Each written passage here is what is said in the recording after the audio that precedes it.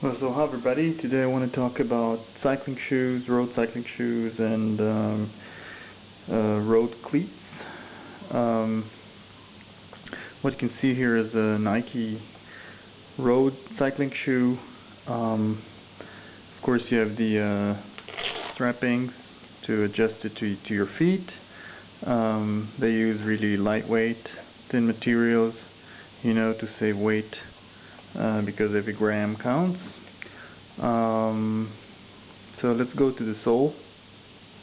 What you can see here is a very tough construction made out of our carbon fiber. Even if I try to bend it or deform it, it's almost impossible. It's really lightweight, very tough.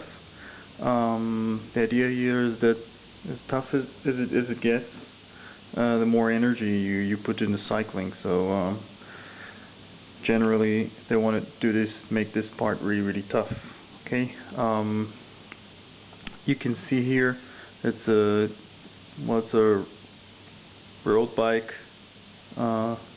cycling shoe. You don't have any too much grip here, so it's really smooth. It's nothing for terrain, rock, sand, or anything. It's just for using on paved roads. What's interesting here with this shoe is that they actually put both cleat systems on one shoe. I don't know why, but it's nice to demonstrate. You can see here the screw holes, and if I show you here, that's the Shimano mountain bike cleat. It's rather small, and you could theoretically fit it into these two holes here. Well, but this is not actually the purpose we're here today. So I show you the road cleat. That's the SPD-SL system from Shimano, and you can see it will be using these 3 bolts. It's like a triangle here. So if I put it here, you can see 3 holes for screws here. So let's put this aside, and I show you the other shoe, just the other shoe, where I mounted this cleat already to the shoe. So you can see I have three screws here that you can tighten.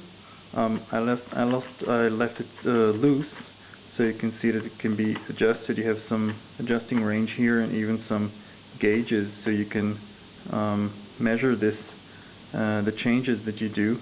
The thing is that you usually just make it tight, ride with it, and when you feel that it's a bit to the left, to the right, to the back, so on, you can make small adjustments with these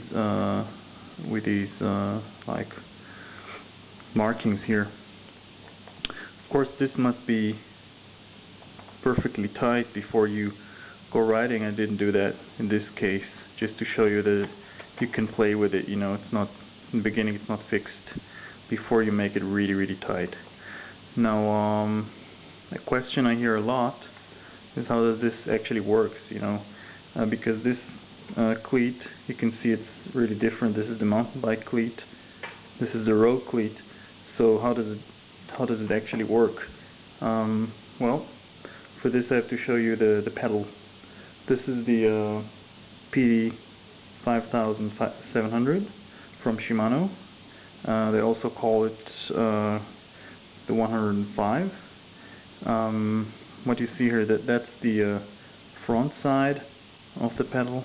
This is the rear part of the pedal, and this is actually the part where you attach it to the crank arm. Okay, what you can also see here is this part, the rear part. I'll try to apply force to it and pull it, and you can see that it's moving, okay, because you have a hinge here and a spring inside.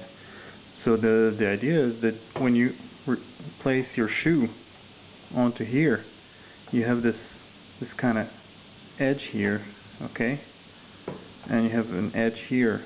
So if you press it together, it will lock tightly inside. Okay, this front side just locks here and then into the back. I will not do this because I need a great amount of force to detach it with my hands, and I want to show you this a few times, so I will not lock it in, but that's generally the idea. Just press it in, then it locks. To detach it again, you have to rotate the shoe outwards away from your bike, and then it will detach, So to attach, it's really easy.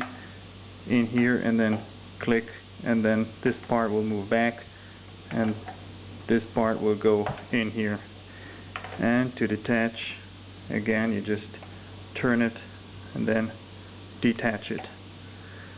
Okay, so that's more or less everything you have to know about road shoes, why it's important to have a very tough area here so you'll not lose energy, the size and the shape of the SPD Shimano SL cleat system, and the pedal itself. Well, I hope you enjoyed it and learned something new.